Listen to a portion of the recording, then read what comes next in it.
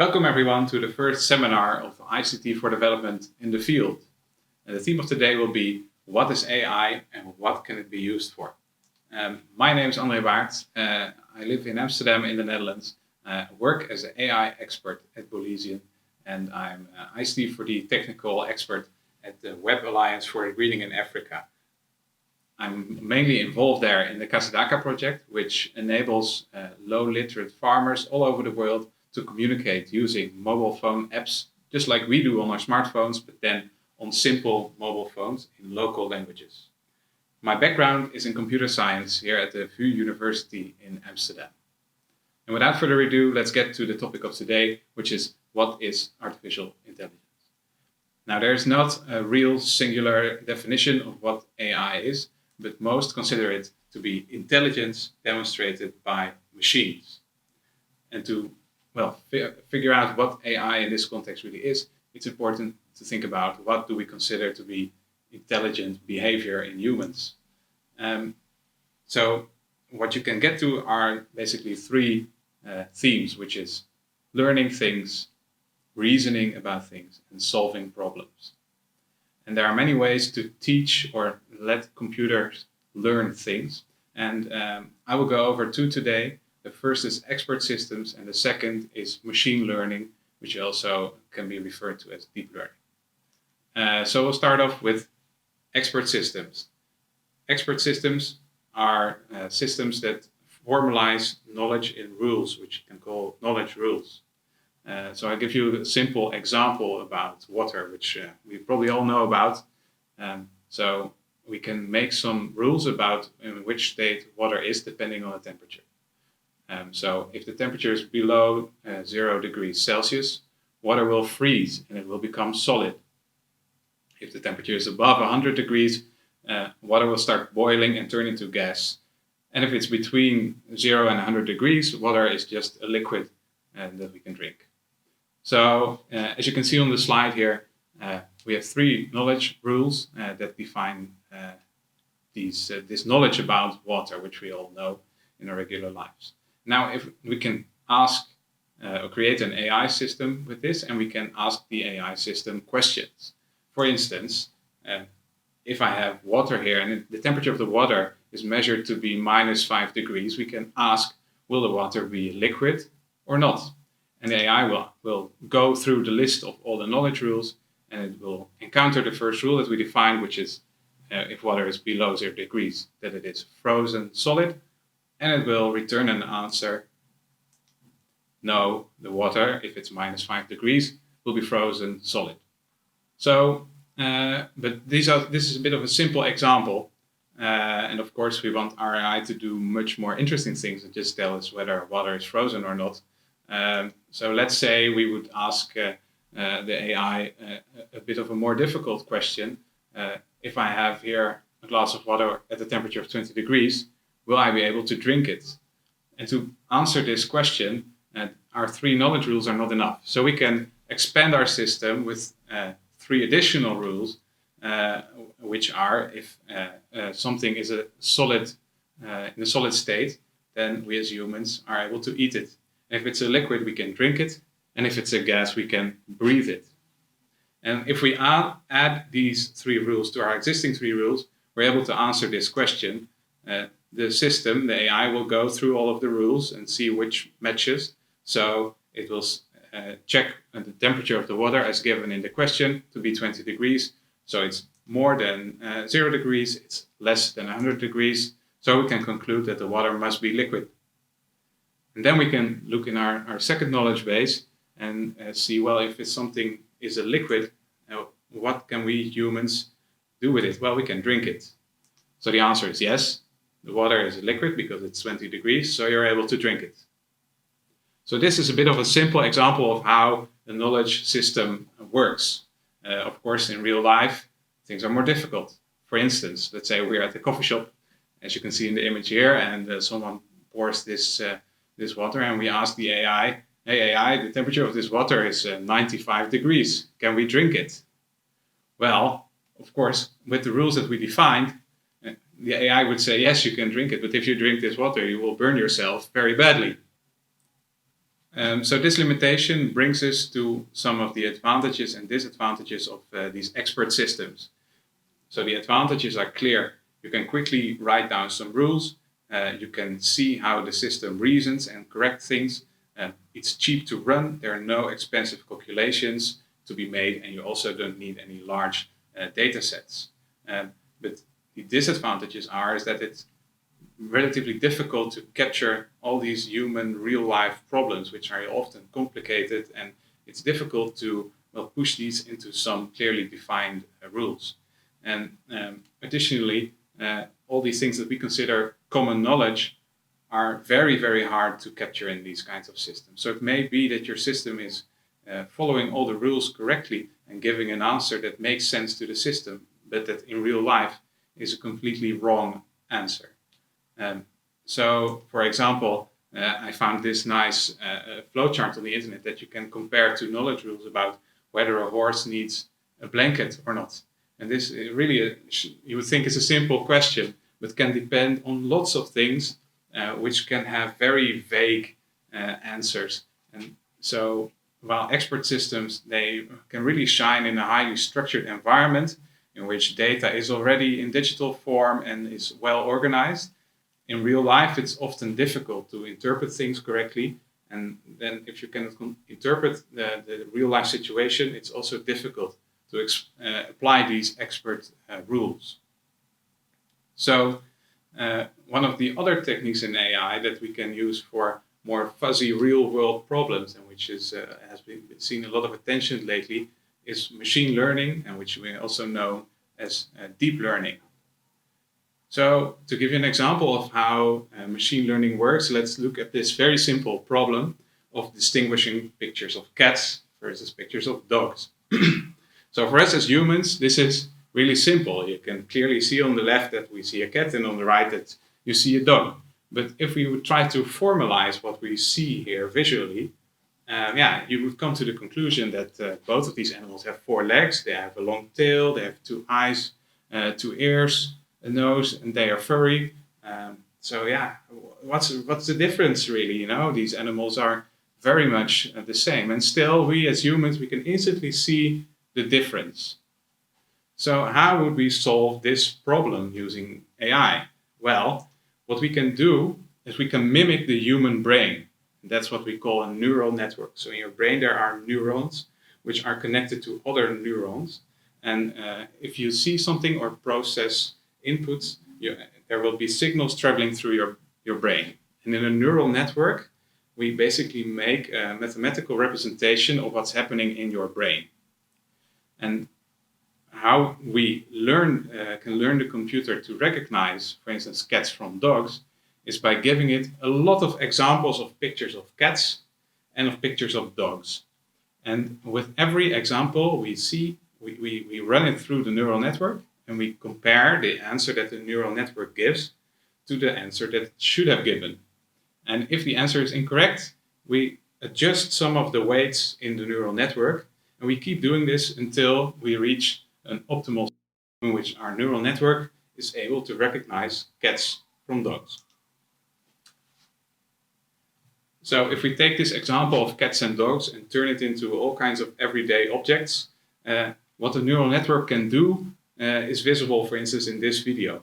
This is a video of a car driving across the street, and you can see that the neural network is able to recognize all kinds of objects on the street. So basically the rule is that every object or every thing that we as humans can easily distinguish in the video or in the photo, we can also teach a neural network to do, as long as we have enough data available as examples for the network to learn. So as you can see, neural networks can be really powerful tools to recognize things in the real world context. You can apply neural networks to images, to video, but also to audio and to text. And one example you can see here in the image on the right is that we can also use neural networks to recognize sounds. And the way we do this is actually quite funny. We turn the sound into an image. So here you can see some examples of everyday sounds that have been converted into what's called a MEL spectrogram, which basically is a way to visualize sound as we humans hear it. And as you can see, it's quite easy to see that all of these sounds are different, because you can clearly see the differences in the resulting image. So if we humans can see difference, that means that we can also teach a neural network to see these differences as well. The other advantage is that while we do not really know and understand how a neural network processes things, makes decisions, what kinds of things it actually looks at, on the other hand, it also learns by itself. So we can just have a neural network, give it thousands of examples, and it will learn. So in that respect, if you have the data, there's not really a lot of work to be done for you as a developer. And the last but very significant advantage is that neural networks work very well in real life fuzzy conditions. So while what we saw with the expert system is that we have very strict rules that need structured data, a neural network, for instance, if we have pictures of cats and dogs, you can also give it a blurry image or an image with bad lighting conditions, and it will probably still recognize very well whether it's a cat or a dog. So these things that are advantages of neural networks are at the same time also a disadvantage, because to get good results, to train a network properly, you need a lot of data. And this data is not always available. Sometimes, if you want to do something specific, that may mean that you have to go out and collect examples for yourself and tag them or annotate them. And that's a lot of work to do. Another downside is that while these neural networks are able to recognize complex problems, it also takes a lot of computational power to train them and to run them. And that's not for free. It takes a lot of energy. You need to have specific hardware to do it. The last major disadvantage of neural networks is that the results that they produce are not explainable. And in today's world, in which many decisions are made by computers and algorithms, sometimes a wrong decision can have huge consequences.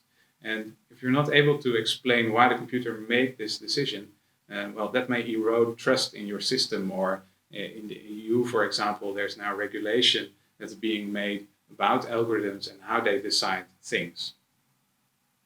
So if you want to apply AI for your real life problem, what should you consider and what should you think about?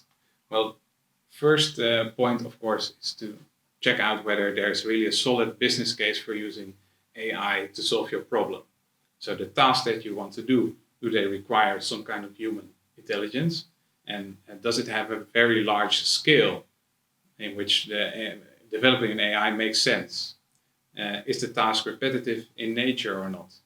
And do realize that for many tasks, AI might not be the best solution. The best solution may be elsewhere. So when you've decided that AI is the best solution to your problem, try to consider what kind of data is available and the structure of the problem to choose the best technology that fits the problem the best. And oftentimes, to get really good results, it's a good idea to combine approaches. So for instance, you can first use machine learning to detect objects in images, and then when you've detected them, you can use knowledge-based rules or expert systems to reason about what you've seen in the image. And sometimes problems are really difficult to solve by AI.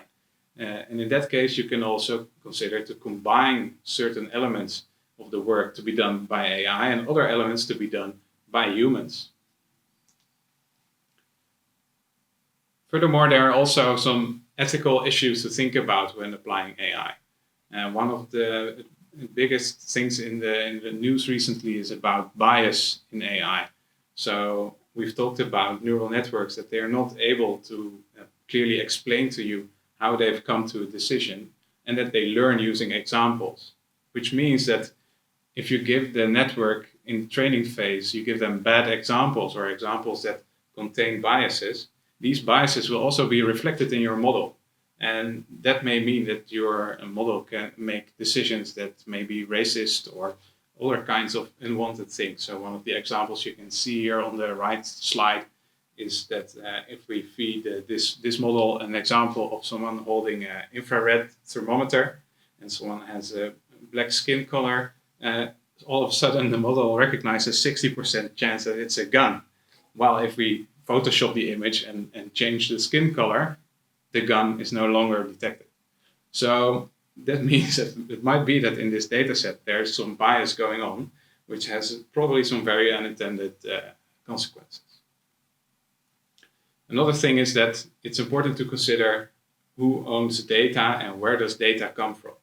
So some of the most interesting AI models that are generated today are generated by the companies behind big tech products that we use. For instance, Microsoft, Google, and Facebook. So your browsing on Facebook might actually be providing training data for the models that Facebook can use for all kinds of purposes. So that's something to think about as well. And finally, it's important to consider what the impact of your solution will be on society. Will it be a net positive or a net negative? Or will some people profit from it while others be disadvantaged?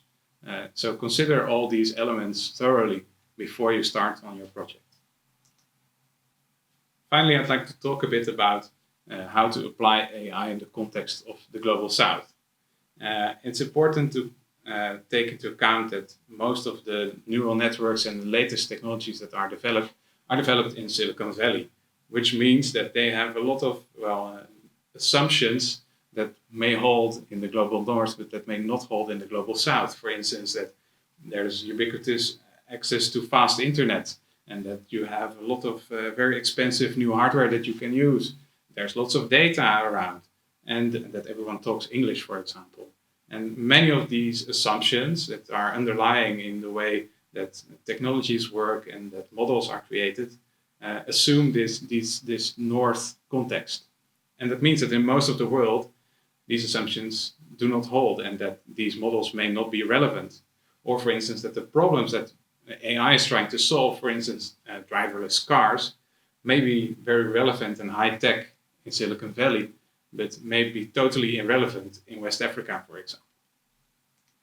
I'd like to conclude with some examples of AI solutions that are targeted at problems in the Global South. And the first is DigiVet by Gossa and Romy Blankendaal. And Gossa will be presenting her thesis after me as well. But this project is about diagnosing sick cattle and based on yes-no questions that get asked to the owner. And behind the scenes, there's actually quite a complex expert system that contains all kinds of information about diseases that often occur in these animals. And it runs on low resource hardware. So there's no big cloud solution required. It just runs on a small computer that can run on a battery or a solar panel. On the bottom left, you can see a screenshot of how the interface looks. It's all touch-based and mainly based on images instead of text. Another example is the project of Vlad Stan, who is working on recognizing yes or no in every language in the world. And this is actually quite a big problem because for many languages, there is no speech recognition. So being able to say yes or no and have a machine recognize this is actually quite a big step. He uses MEL spectrograms, as I discussed earlier, to differentiate between yes and no. And he will also present later on in this seminar. And the last project I'd like to discuss is about detecting tree coverage by André. And this project uses machine learning to detect tree coverage using satellite imagery. And this can be essential technology when you want to track, for instance, illegal tree cuttings or reforestation efforts. In the image on the bottom left, you can see that the algorithm is able to distinguish tree coverage from satellite imagery. So these are just 3 examples. There are many, many more, and you can find them at the website of the Web Alliance for Greening in Africa. The link is on the right of this slide. So this concludes my quick introduction to AI. I will be around in real life in the Zoom call to answer any questions that you may have. Thank you.